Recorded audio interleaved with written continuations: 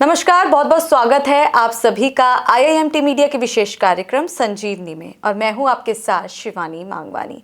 संजीवनी में लगातार हम आपको आपकी हेल्थ से जुड़ी चीज़ें बताते हैं, जानकारियां देते हैं और अपडेट करते हैं कि कैसे आप अपनी जीवन शैली को सुधार सकते हैं, बदलाव कर सकते हैं, जो कि आपके जीवन के लिए बहुत ज़रूरी है।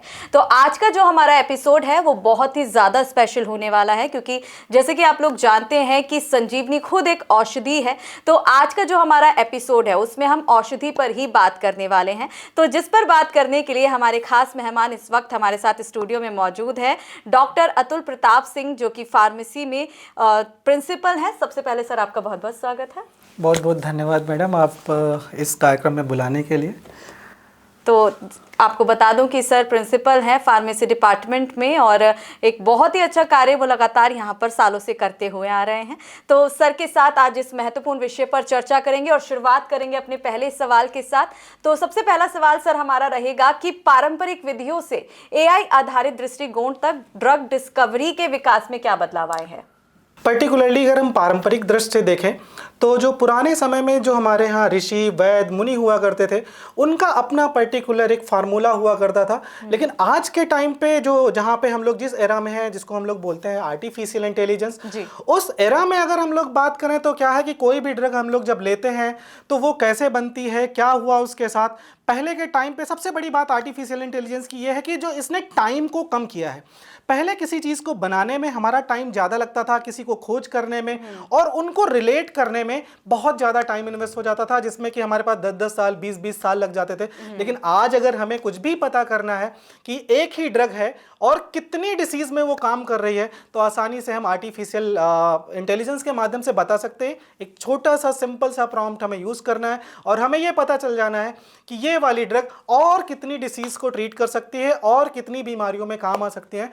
जो बहुत ही सिंपल और सही तरीके में हम लोग इसको बोल सकते हैं कि पुराने और अब के में यही डिफरेंस है कि चीज़ें हमारी क्विक हो जाती हैं, क्योंकि लोगों की आदत भी हो गई है कन्वेंशनल यूज़, कि हम दवाई खाएं और तुरंत हमें उसका इफेक्ट मिल जाए और आसानी से वो ठीक हो जाए। सर जैसे आपने कहा कि AI का जो उपयोग अभी हम इसमें कर रहे हैं ड्रग डिस्कवरी में, तो अगर हम इसको डिटेल में जानना चाहें कि कैसे और कहाँ हम इसका उपयोग कर सकते हैं और AI कैसे महत्वपूर्ण हो रहा है इस चीज़ के लिए, फ़ायदेमंद कैसे है, तो वो मैं आपसे जानना चाहूँगी। जी मैडम, अभी क्या है, आज के टाइम पे होता क्या है कि अगर हमें किसी चीज़ की ज़रूरत है या किसी लिटरेचर की ज़रूरत होती है तो हमारे पास बहुत सारा डेटा बैंक होता है, जिससे हम आसानी से प्रॉम्प्ट यूज़ करते हैं और आसानी से हमारे सामने वो चीज़ आ जाती है। लेकिन अगर हम सही मायने में देखें कि अगर इसका उपयोग कैसे किया जा रहा है, तो सबसे बड़ी चीज़ है research and development. Research and development में इसका क्या यूज़ है कि अगर हम कोई दवाई बनाने वाले हैं तो हमें यह पता करना होता है कि बेसिकली हम वहाँ कहाँ से ऑब्टेन करेंगे और कैसे इसको मॉडिफाई करेंगे और कैसे इसको फाइनल टच में ले जाएंगे और इसका क्लिनिकल ट्रायल्स क्या होगा। पहले के टाइम पे होता था कि हम लोग किलिंग करते थे, जिससे हम लोग जनरली रैट, माइस, गुनिया पिग, ये सारी चीज़ें यूज़ करते हैं। लेकिन आज का टाइम जो है ना वो सॉफ्टवेयर बेस्ड हो गया है। आसानी से हम लोग उसको इम्प्लीमेंट करते हैं और अपनी रीडिंग सेट करते हैं और जो सामने जो क्लिनिकल ट्रायल्स का जो रूप होता है, नॉर्मली क्या उसका इफेक्ट आया ड्रग का, वो आसानी से सॉफ्टवेयर के थ्रू यूज़ हो आ जाता है, जो करंटली हम लोग फार्माकोलॉजी के थ्रू पढ़ते हैं, जिसमें बच्चे आसानी से एक्सफॉर्म एक सॉफ्टवेयर है जो जनरली कॉलेजेस में अवेलेबल होता है और वो आसानी से हमें उनका रिस्पांस बता देता है कि इस ड्रग का क्या रिस्पांस होगा। तो और दूसरा पार्ट क्या होता है कि इसमें जनरली जब हम लोग कोई रिसर्च के लिए जाते हैं तो जो सबसे पहला जो पार्ट होता है लिटरेचर सर्वे का होता है।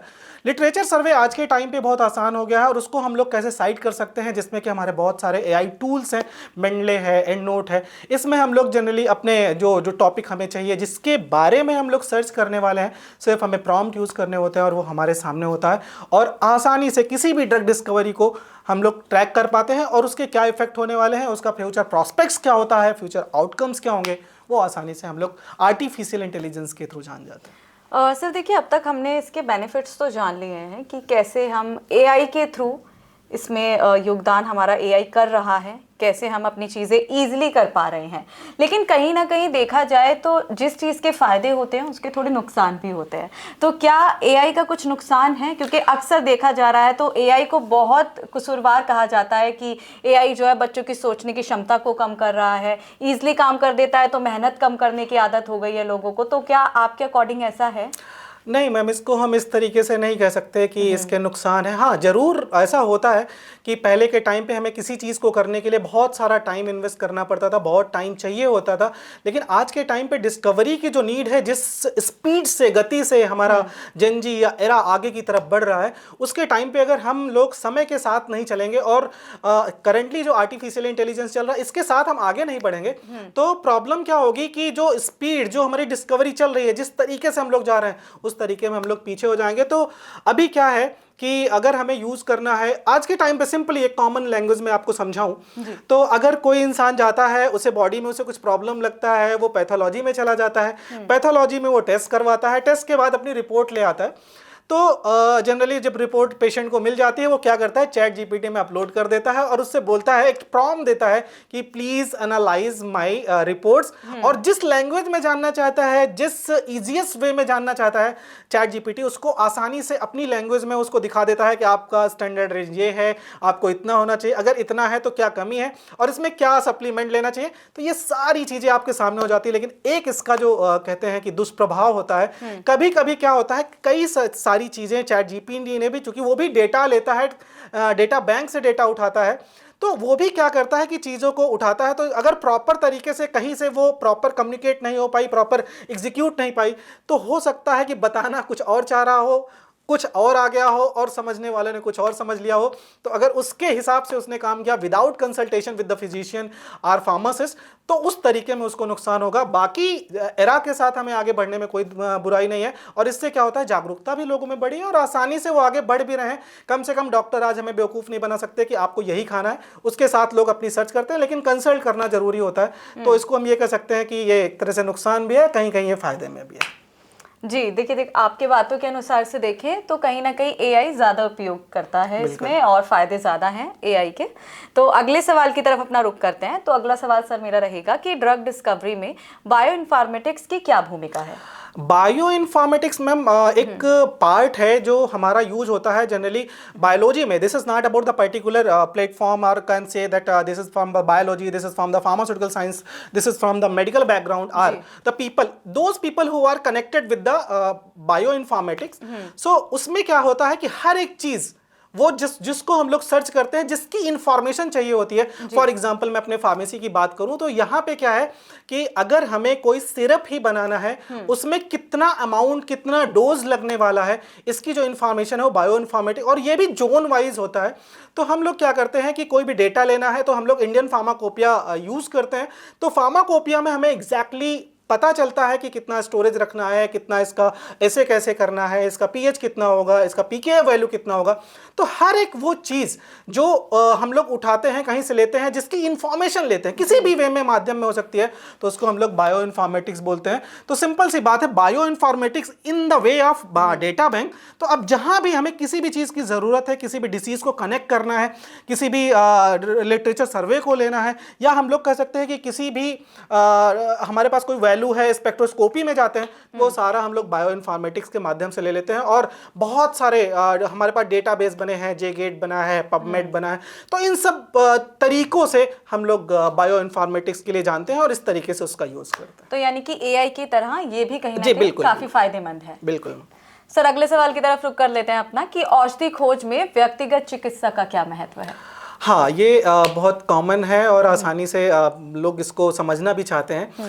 पर्टिकुलरली औषधि जो होती है, जो हम लोग ड्रग डिस्कवरी करते हैं, इसका व्यक्तिगत चिकित्सा से रिलेशन यही है कि जो हम लोग पर्टिकुलरली जो हम बनाने वाले हैं वही सामने आने वाला है। आज का जो टाइम है ना, उस जो टाइम के हिसाब से तो लोगों में पेशेंस नहीं है। पेशेंस इन द सेंस कि बहुत सारे इसके नेगेटिव इम्पैक्ट हैं। जैसे आज एक बहुत कॉमन है कि नॉर्मल डिलीवरीज नहीं हो रही है। क्यों नहीं हो रही? क्योंकि उनको पेन बियर ही नहीं करना है, एंड्योर नहीं होता है। तो हम लोग जनरली अपनी औषधि का यूज करते हैं। और दूसरे पार्ट में और भी अगर हम जानना चाहें तो हम लोग, अगर हमें कोई कहीं पूरी बॉडी में दर्द हो गया तो दर्द के चक्कर में हम लोग तुरंत एक टैबलेट लेते हैं और तुरंत खा लेते हैं, जिसमें हम लोग बोलते हैं कि एनएसआईडीज नहीं लेना चाहिए, जो कि नॉन स्टेरॉयडल एंटी इन्फ्लेमेटरी होता है। बट लोग फिर भी क्या, अगर उनको पूरी बॉडी में कहीं सा भी पेन हुआ, कहीं भी बियर नहीं करना चाहते हैं। हो सकता है कि कई बार हम लोग चल के घूम के फिर के अपनी चीज़ें सही कर लेते हैं, लेकिन आज का जो टाइम है वो उतना भी नहीं करना चाहता। जनरली टैबलेट लेते हैं और दर्द समाप्त हो जाए, लेकिन कहीं ना कहीं अगर वो टैबलेट जा रही है तो सिंपल से CaCO3 है, वो क्या होता है कहीं भी जाएगा तो क्षारीय होता है, तो क्या होगा कि जलाएगा, कुछ करेगा, तो हमारी आंतों में भी जाता है और किडनी हमारी डिस्टर्ब होती है। तो इसलिए बोलते हैं कि नॉन स्टेरॉयडल इन्फ्लेमेटरी नहीं लेना चाहिए। क्यों? क्योंकि वो किडनी को खराब करता है, किडनी को श्रिंक कर देता है। तो हाँ, लेकिन ये ज़रूर है कि करंट के जो सिस्टम है, आपने देखा होगा आर्टिफिशियल, अभी एक चाइना में एक हॉस्पिटल बना है जिसमें आप जब एंटर करते हो तो जब एंट्री से लेके उसका सर्जरी तक टेक केयर करने वाला सब रोबोट है। तो जो मेडिकल साइंस है particularly now based on robotics, now that will work related to the artificial intelligence के माध्यम से लोग समझते हैं। जब भी हम उसे बोलते हैं कि हमें ये प्रॉब्लम है तो वो एक लिस्ट बना देता है। तो अब इसमें क्या है, मैंने आपको बताया कि जो चैट जीपीटी है या जो भी डिफरेंट प्लेटफॉर्म है आर्टिफिशियल इंटेलिजेंस के, वो सारे इसमें कवर होते हैं और सब अपनी अपनी भूमिका निभा रहे हैं। और आने वाले समय में आप देखोगे कि एक बहुत बड़े तरीके से इसका विस्तार होगा और हर एक जगह AI का रोल यूज़ होगा। लेकिन कहीं ना कहीं हमें ज़रूर पर्टिकुलरली मेडिसिन में, क्योंकि उसको जितना प्रॉम्प्ट देंगे, उसकी जितनी प्रोग्रामिंग करेंगे, वो उतना ही परफॉर्म करेगा। इससे ज़्यादा चूंकि उसके अंदर इमोशन नहीं होता, तो कहीं ना कहीं घातक भी हो सकता है, लेकिन मैक्सिमम टाइम में हमें फ़ायदा देता है। मैक्सिमम टाइम फायदा रहता है। ठीक है सर, आखिरी और अगला सवाल अपना कर लेते हैं कि मशीन लर्निंग और डीप लर्निंग का उपयोग औषधि खोज में कैसे किया जा रहा है?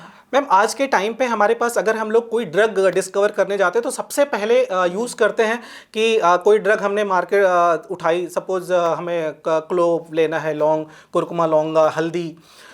हल्दी को हमें लेना है, फिर उसके सारे टेस्ट पैरामीटर करने हैं। लेकिन करेंटली अगर प्रीवियसली किसी ने इसको डिस्कवर कर रखा है तो हम लोग ये सोच सकते हैं कि हमें सिर्फ उसका एक सैंपल देना है। करेंटली अगर हमें पता करना है कि HPLC for example high performance liquid क्रोमेटी हम लोग यूज़ करते हैं।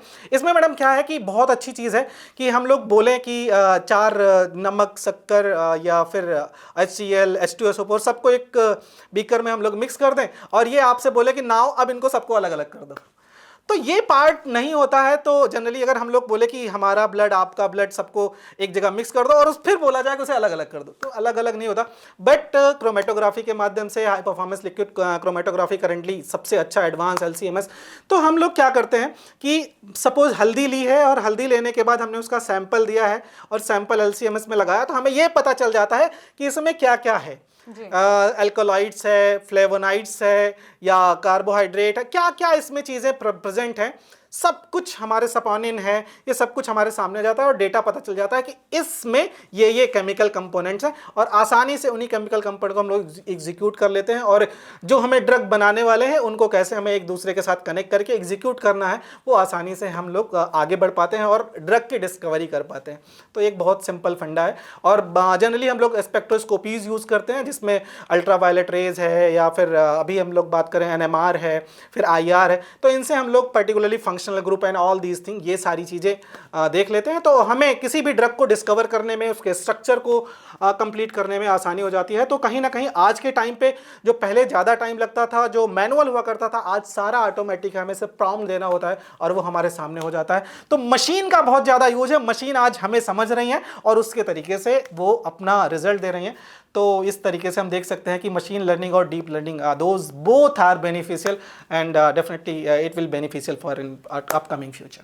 या सर, देखिए जैसे आपने हमें इतनी महत्वपूर्ण जानकारियां दी, सारी डिटेलिंग आपने हमें इस पूरे टॉपिक पर हमें बताई, तो जो लोग अभी भी इस चीज़ को नहीं समझ पा रहे हैं, जैसे कि हमारे दर्शक में से कुछ तो होंगे जो कि इस टॉपिक को अभी भी ठीक से नहीं समझ पाए होंगे, तो मैं चाहती हूँ कि आप कुछ मैसेज हमारे दर्शकों को दें अपने टॉपिक के बारे में और उनको जागरूक करने के लिए। अभी मैं एक चीज़ बताना चाहूँगा because those who are researcher और जनरली कम्युनिटी के लिए भी बात करूँ, आज तो टाइम हमारा आर्टिफिशियल इंटेलिजेंस का चल रहा है, लेकिन आने वाला जो टाइम होगा वो फ्रिक्वेंसी का होगा। एक सबके लिए बहुत कॉमनली मैं अपकमिंग फ्यूचर बता देता हूँ और जो मैसेज है वो है कि सभी लोग अच्छे से रहें और जो ड्रग हैं पर्टिकुलरली बिना कंसल्टेशन के अब भी यूज़ ना करें। आपके कम्युनिटी में बहुत सारे फार्मासिस्ट हैं, क्योंकि जो दवाइयों की नॉलेज होती है वो फार्मासिस्ट के पास होती है, और जो आपका जो डिसीज डायग्नोज होता है वो डॉक्टर्स करते हैं। तो मैं यही कहूँगा, विदाउट कंसल्टेशन आप लोग किसी भी ड्रग की तरफ ना जाएं। हाँ, जानकारी लेना जरूरी है और डिफरेंट AI प्लेटफॉर्म यूज़ करो, बट विदाउट कंसल्टेशन आपको कोई भी ड्रग यूज़ नहीं करनी है। तो इसके लिए हमें आगे बढ़ना। दूसरा पार्ट मैंने आपको बोला कि आज का ज़माना आर्टिफिशियल इंटेलिजेंस का है, और आने वाला जो ज़माना है वो फ्रिक्वेंसी का होने वाला है। क्यों मैं ऐसा बोल रहा हूँ? क्योंकि मैडम आपने देखा होगा कि हम लोग जनरली जब सैड होते हैं तो जनरली सैड म्यूजिक सुनते हैं, जब खुश होते हैं तो खुशी वाला म्यूजिक सुनते हैं, जब हमें पार्टी करनी होती है तो पार्टी वाले म्यूजिक सुनते हैं। अच्छा, इसके पीछे का रीज़न क्या है? मैंने बोला कि कभी एक ऐसा टाइम आएगा और जब सैड होते हैं तो सैड सॉन्ग सुनते हैं और थोड़ी देर बाद हमारा माइंड अच्छा हो जाता है। यानी कि इसके पीछे भी कोई हाँ, रीजन इसके है? पीछे भी लॉजिक है। मैंने क्या बोला कि आने वाला जो टाइम है, अभी क्या होगा जब आएगा टाइम, तो जो फ्रिक्वेंसी से हम लोग मैच रिलेट करते हैं कि जब हम गाने सुनते हैं तो इसका मतलब कोई ऐसी फ्रिक्वेंसी होती है जो हमारे माइंड को रिलैक्स करती है।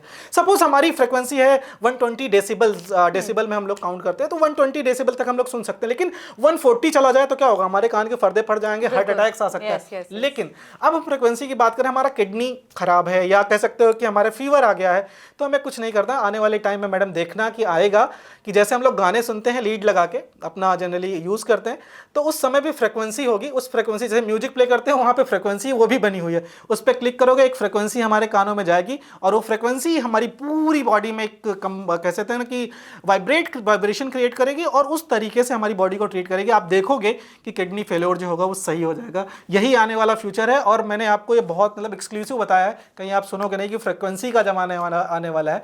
तो जो रिसर्चर हैं इस पर जरूर फोकस करेंगे और इस पर सोचेंगे, और आने वाले टाइम पे इस पर काम भी करेंगे। तो यही है हमारी तरफ से। सर बहुत बहुत शुक्रिया, आपने जो आज जानकारी हमें दी है। मेरे दर्शकों के साथ साथ मैं भी बहुत जागरूक हुई हूँ, और बहुत सी नई चीज़ें, बहुत सी नई टेक्निक्स मुझे आपकी बातों से जानने के लिए मिली, जो कि सबके लिए बेनिफिशियल होने वाली है। तो thank you so much for your time.